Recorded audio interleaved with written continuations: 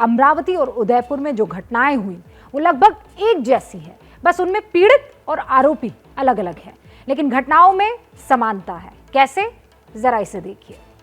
दोनों ही जगह पर नुपुर का समर्थन करने पर हत्या हुई, दोनों ही जगह पर सोशल मीडिया पर पोस्ट डालने को लेकर हत्या हुई, दोनों ही वारदात में पीड़ित की गर्दन पर हमला किया गया, दोनों ही केसेस में धारदार हथियार से हमला किया गया।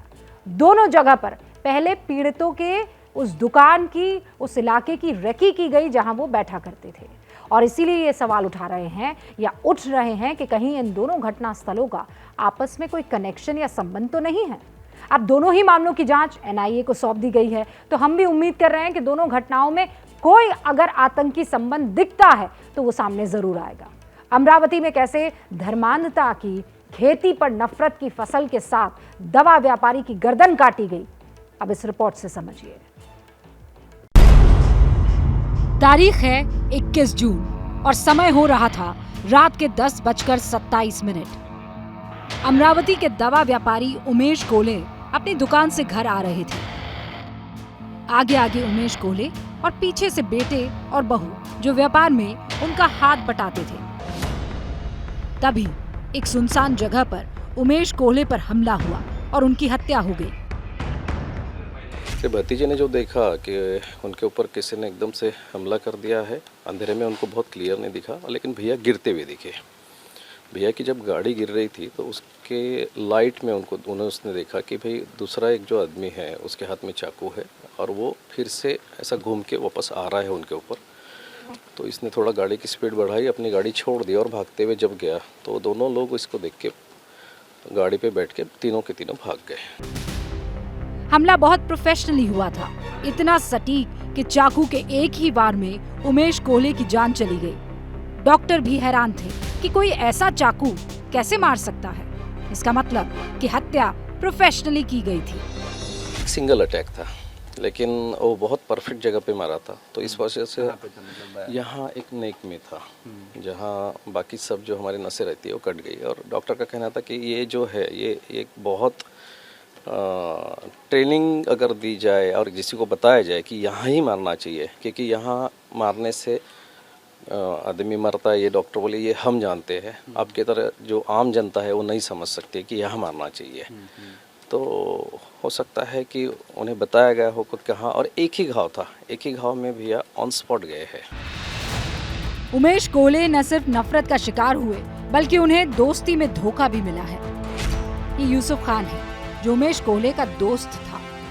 दोनों पिछले 10 सालों से दोस्त थे। यूसुफ वेटरनरी डॉक्टर था, उमेश से दवाइयां उधार पर लिया करता था। यूसुफ खान और उमेश कोले ब्लैक फ्रीडम नाम के व्हाट्सएप ग्रुप के सदस्य थे। इस ग्रुप में उमेश शर्मा ने नुपुर शर्मा के समर्थन वाला पोस्ट फॉरवर्ड किया था। यूसुफ ने वो पोस्ट रहबर नाम के दूसरे ग्रुप में डाला।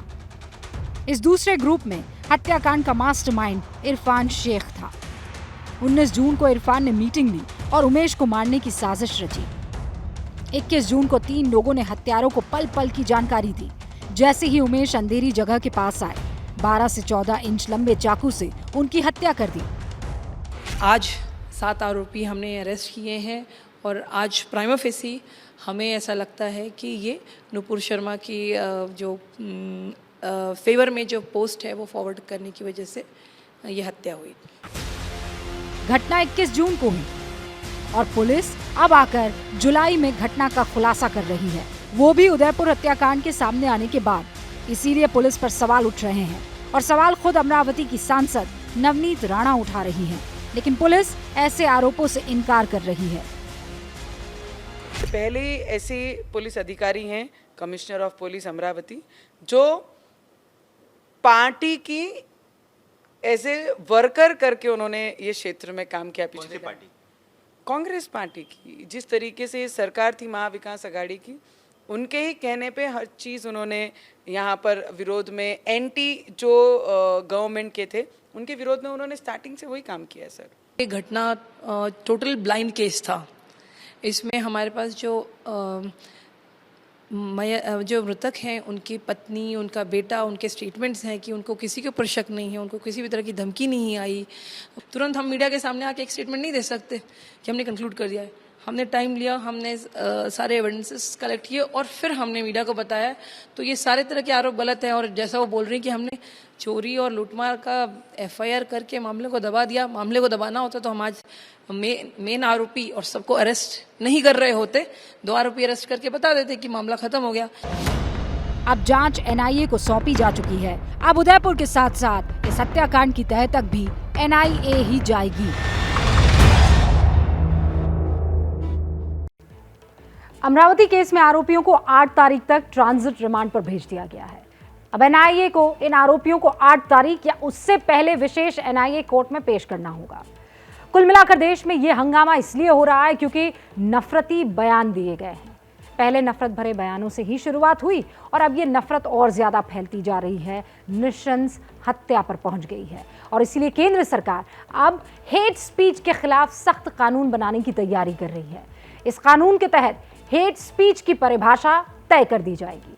कानून बनाते समय सुप्रीम कोर्ट के निर्देशों का ध्यान रखा जा रहा है।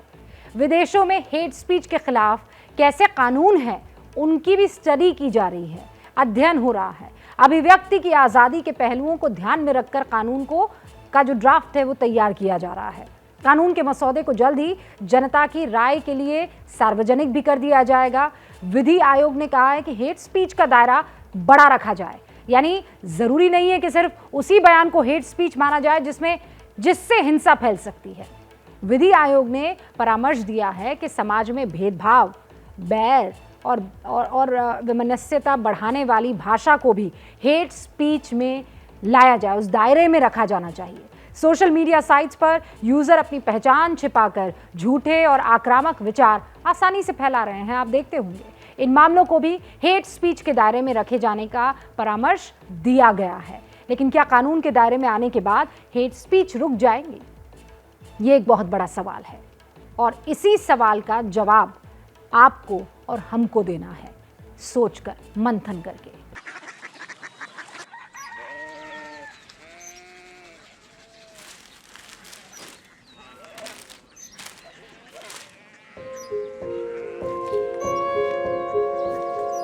बाबा बाबा कोरिया सिटी জানি না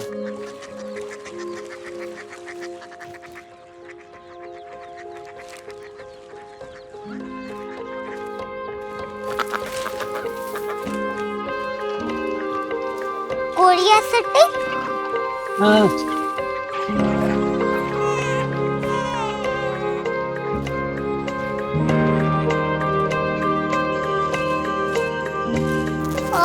कोरिया सिटी कहाँ पे है? शहर अंग्रेजी लगे हैं।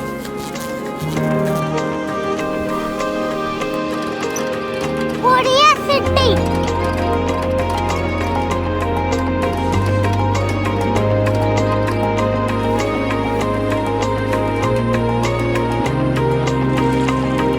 वो बहुत दूर है।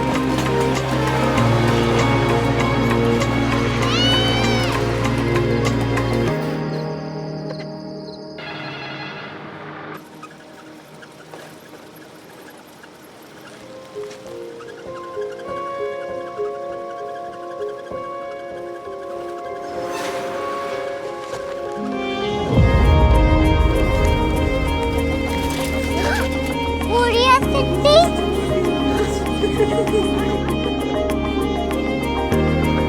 दुनिया को कुछ लोग बड़े होते हैं। कोरिया सिटी कहाँ है? प्रोफेसर साहब को पता होगा। हो ये छोटा वाला ग्लोब लगता है और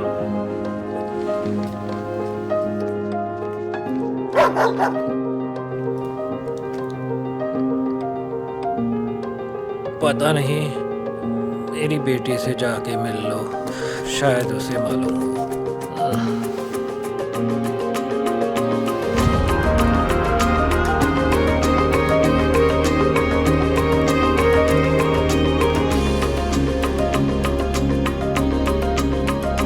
हाय, बाबा ने भेजा है। Come here. Curiosity. Korea city नहीं, क्यूरियोसिटी। वो क्या? That's what brought you here? जो तुम्हें यहाँ तक ले आया। क्यूरियोसिटी।